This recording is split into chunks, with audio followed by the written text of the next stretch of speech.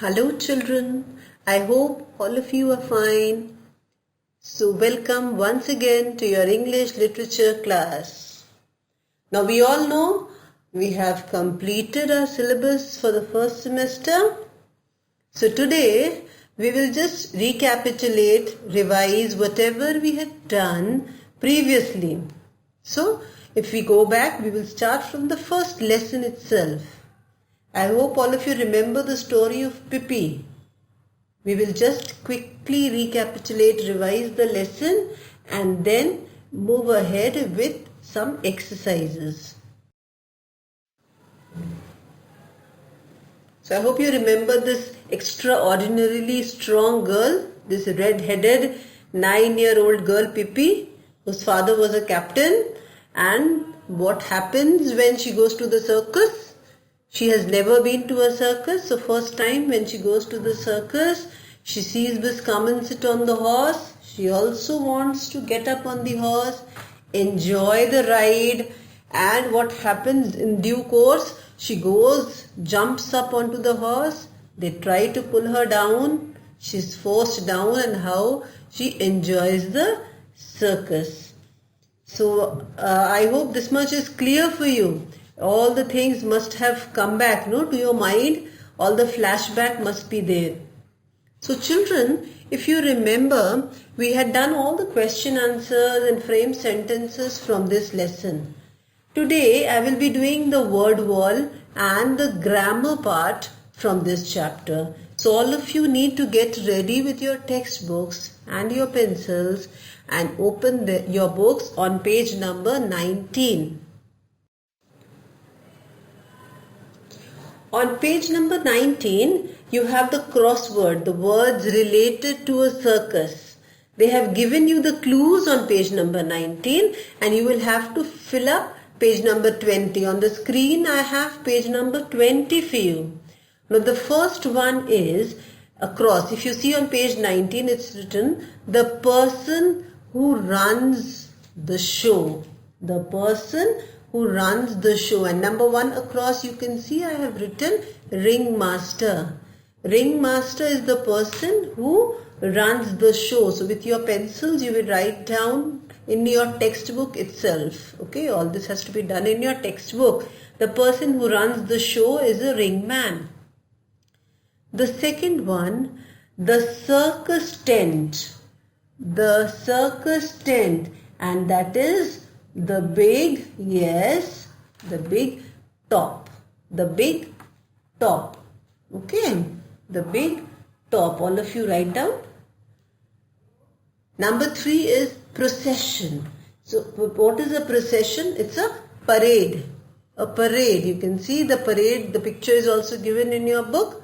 Write down P-A-R-A-D-E. Parade.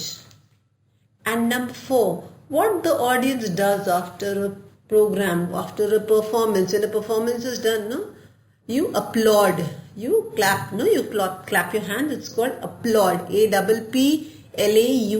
Number 4 on the right hand side. A-P-P-L-A-U-D. Now you have 4 letters across and then 6 letters coming downwards. An entertainer who performs gymnastic feats.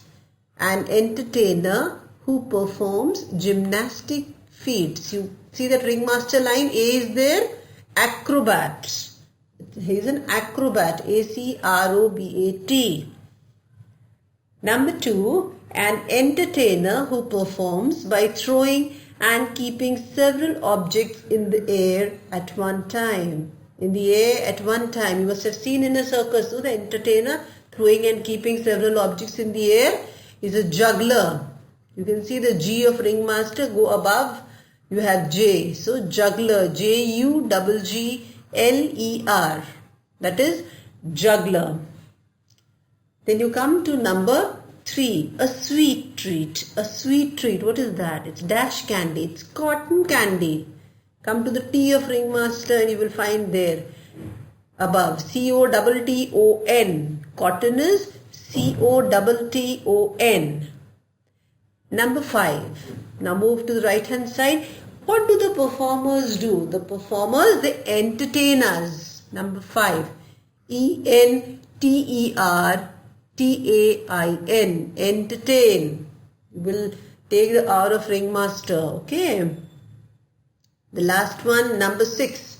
This is the first one on your left hand side. A stretched rope on which the acrobats perform. The acrobats you must have seen, no? They perform on a rope. That is called a tight rope. Tight rope on which they perform all their art. T-I-G-H-T-R-O-P-E. Tight rope. I hope it's clear for you. Okay, in case you miss it out, you can pause and write down from this screen itself. Now we'll move ahead to the grammar part. Now children, you all know what are nouns. Nouns are the names of people, places, animals and things. You must have learnt about different kinds of nouns, proper nouns, common nouns, collective nouns, abstract nouns. Now today we will be doing nouns, concrete and abstract. Now what are concrete nouns and what are abstract nouns? I'll just give you a very simple idea. Names of people, places, animals and things are called naming words or nouns, and ideas and qualities are also nouns. They are the abstract nouns. Just see the sentences. A circus had come to the town. Pippi went with her friends. Or they sat on red chairs. Miss Carmencita rode a horse. So a circus had come to the town. So town is a noun. It's a name. Okay. Circus is a noun. Pippi is a noun. Friends, common noun. Miss Carmencita, proper noun. But when I say Pippi has a lot of confidence, okay, I have a lot of intelligence. Intelligence is a noun. But can you see intelligence? Can you feel? You only have to feel it. No, it's an idea. It's just a quality. It's your quality. You are very intelligent. So intelligence is noun. Intelligent is adjective. We have done adjectives before. Okay. So intelligence, permission, confidence, all these are nouns, but all these are just qualities. They are just naming qualities, ideas and feelings. So they are abstract nouns. So you can see concrete nouns are the names of people, places, animals and things. You can see, smell, hear, taste and or touch them. Now you can see a flower, you can smell a flower, but you can't hear a flower, no? You can touch a flower. So it's a concrete noun. Okay.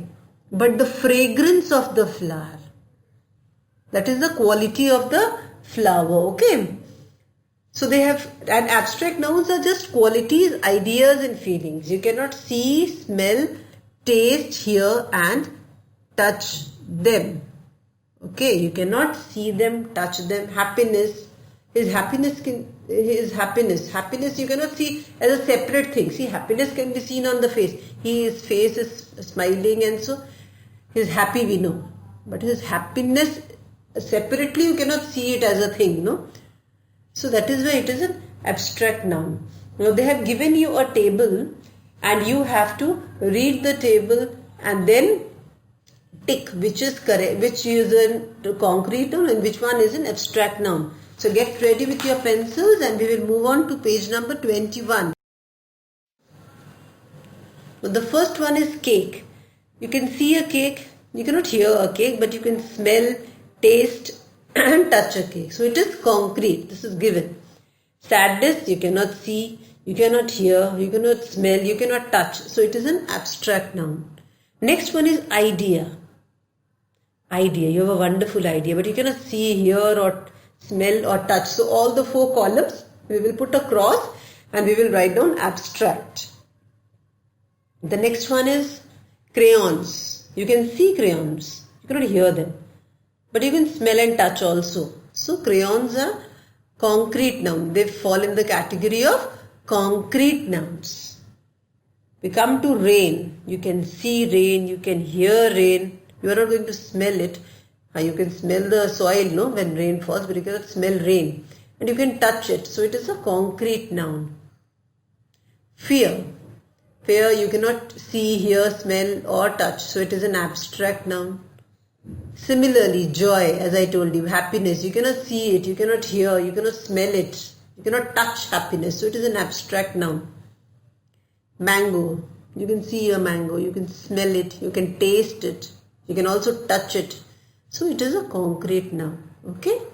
I'll just repeat. Idea is abstract, crayons concrete, rain concrete, fear abstract, joy abstract, and mango is a concrete noun. Now just below this you will see they have given you a box. Okay? And what did they tell you? Choose the abstract nouns from the box to match with the concrete nouns given in the word webs. You may choose the words that you think fit the concrete nouns. So there are a lot of words given here. Many words are given: knowledge, happiness, danger. So we will see which words go with which noun. So move on to page number 22. Now you can see books. Books are a concrete noun. They are concrete nouns. Books are concrete nouns. But what do we get from books? Abstract noun. Wisdom is given. You can write down knowledge, education, information. You get knowledge from books. Education you receive from them. And you want some information also, you go to your books. So all these words are given in the box. You can see the spellings from there and write down. Okay? I don't think you will have a problem with the spellings. Knowledge, education and information. Then you see there's a house, the picture of a house. Peace, you find peace in a house. No, you say east or west, home is best. You go home and you take rest. So peace, love, respect. You love each other in the house. No, there has to be love in the family. Then you respect your elders. Then there is happiness in the family. You have a lot of fun in the family. You enjoy, you have some moments of laughter. So fun and friendship. You are very friendly with your parents, with your sisters and brothers. So all these, so many qualities will go with house. Love, respect, happiness, fun and friendship. Now this side you see, people from the fire brigade have come. So you can see they need a lot of courage to go there. You have to be very daring. So courage, strength, bravery. You have to be very brave. Bravery is a quality and they are doing it for the safety of the people. So 3 over here: strength, bravery and safety. Okay. Of course, we also have a lot of respect for these people, isn't it? So sometimes some things are interchangeable also. Okay. So this is enough for you today. So you will all revise whatever has been done in today's session. I will be giving you some work in your assignment also which has to be done by you. All these things which we have discussed in the session, you will write down in your textbook itself.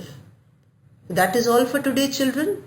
Take care of yourselves. Be safe and sound till we meet again in the next session. Thank you.